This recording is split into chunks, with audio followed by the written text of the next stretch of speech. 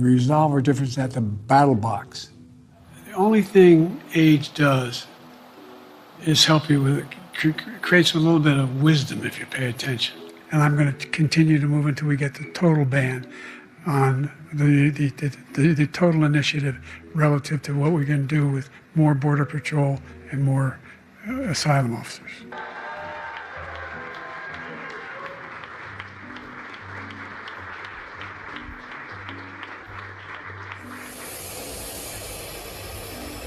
This is the Biden family. Got to sing happy birthday on the birthday. Yeah. So Happy birthday to you.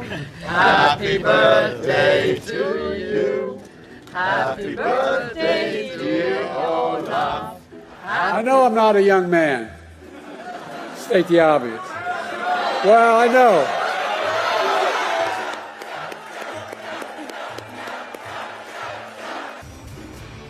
Folks, how are you? Making sure that we're able to make every single solitary person eligible for what I've been able to do with the COVID. Excuse me, with dealing with everything we have to do with. Look, if we finally beat Medicare, it was a bad episode. No indication of any serious condition. I was exhausted. Hey, buddy. Let me say a few things before I take your questions. That's Your what. memory has gotten worse, Mr. President. My memory is not good. My memory is fine. My memory, take a look at what I've done since I've become president.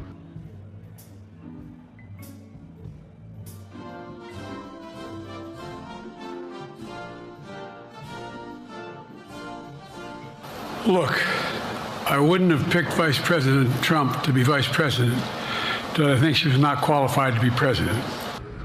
As you know, initially, the president of Mexico, Sisi, did not want to open up the gate to allow humanitarian material to get in. And now I want to hand it over to the president of Ukraine, who has as much courage as he has determination. Ladies and gentlemen, President Putin. President Putin. We're going to beat President Putin. Come on, folks. I've been thoroughly briefed by all the agencies in the federal government as to the situation, based on what we know now. I have, if tomorrow, if we had a circumstance where there was a lineup and I hadn't inherited what I did and we just moved things along. Anyway, thankfully, former Trump is not seriously injured. I spoke with him last night. I'm grateful. He's doing well, and Jill and I keep him and his family in our prayers.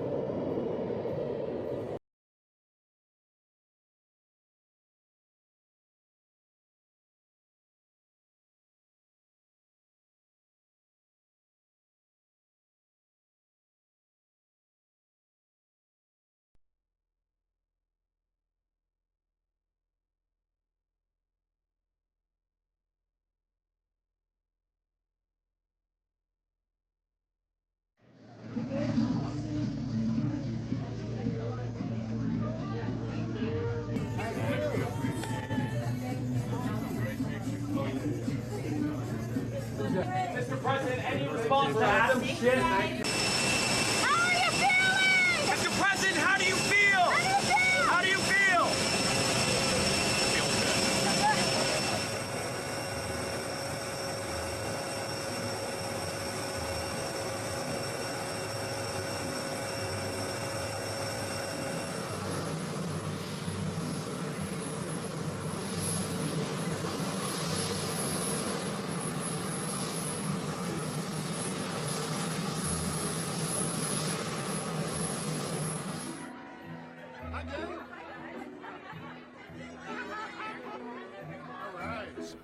Obviously, there has been a lot of focus on President Biden's role in this. You were obviously in close contact with President Biden well before the public tuned into that debate that ultimately led to him stepping down. I want to play you a little bit of something you said last year. Take a look.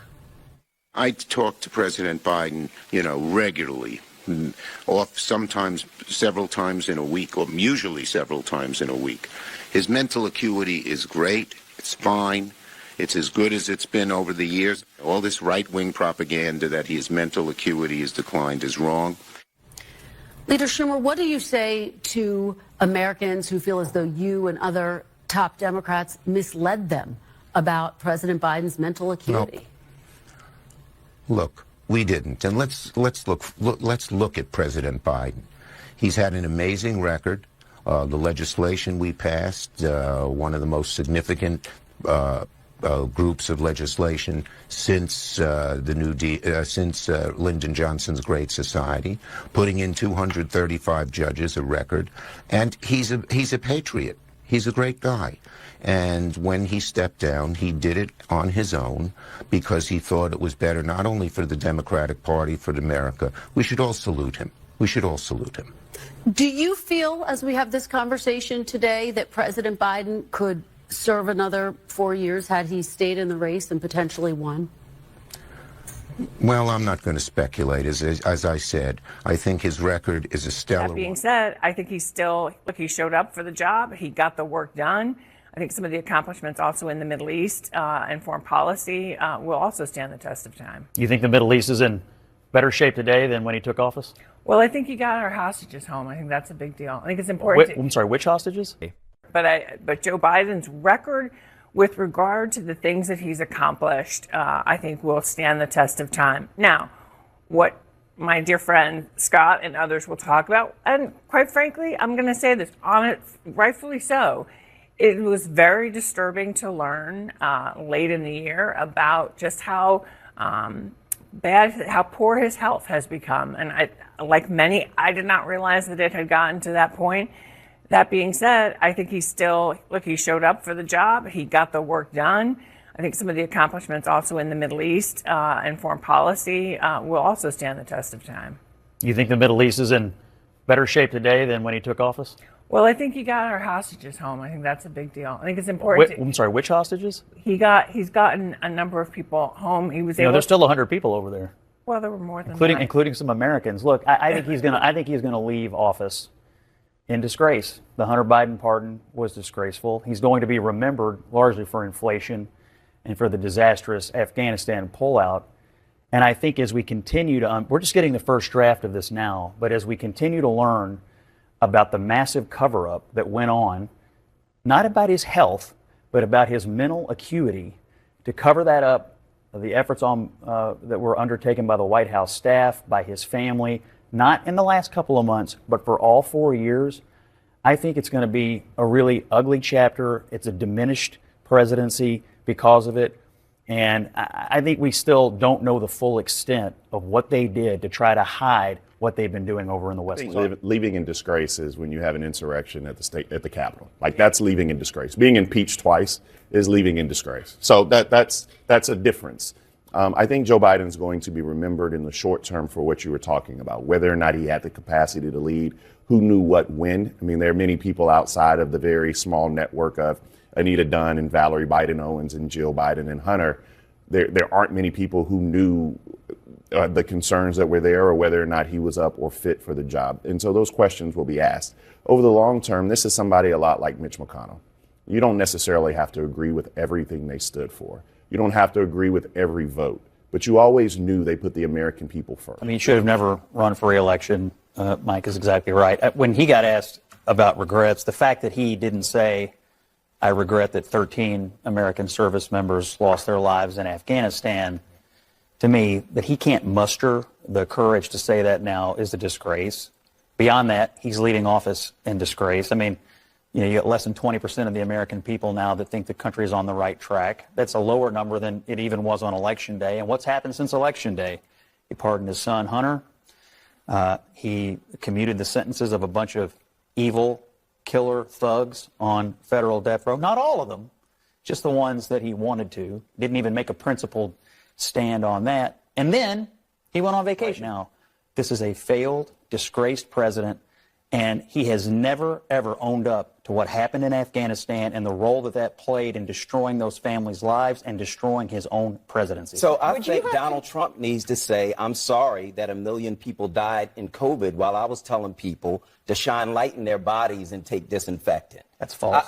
No, that's exactly what he said. He said you should shine light in your own body. Again, right? I go through this with you guys. And take disinfectant. All right, right? we can fact check He needs to say he's sorry for that. He speculated about the effect of light on the virus and disinfectant. Right. While the doctors stood Publicly, behind him. And you know what? People told us to stand 6 feet apart and wear masks, and that didn't exactly solve it. And mentally, do you think to continue on even after 2024? Don, you're asking me this question. Oh my gosh, he's the president of the United States.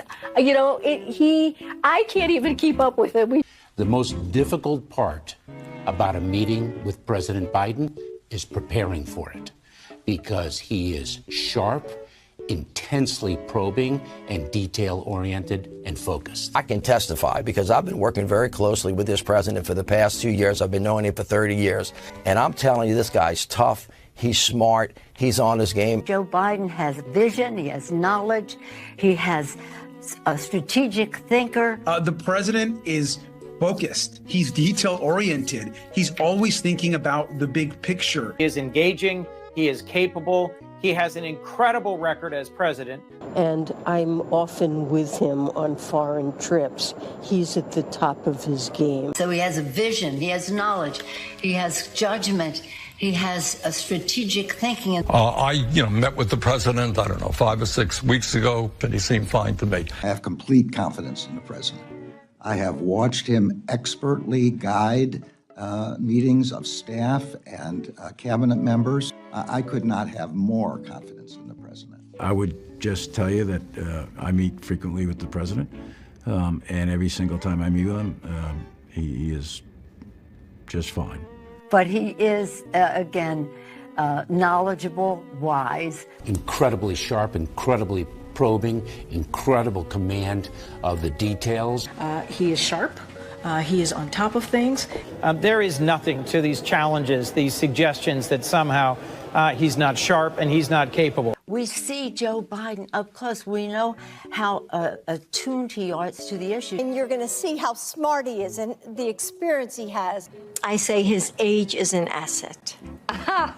He's wise. Yes, he's wise. He has wisdom. He has experience. And his experience, because of his age and his wisdom, has been invaluable to this country. A lot of countries, people who've been in office a longer period of time are praised for their wisdom. I have seen a lot of 72-year-olds not as capable as this 80-year-old. It is hard for us to keep up with this president.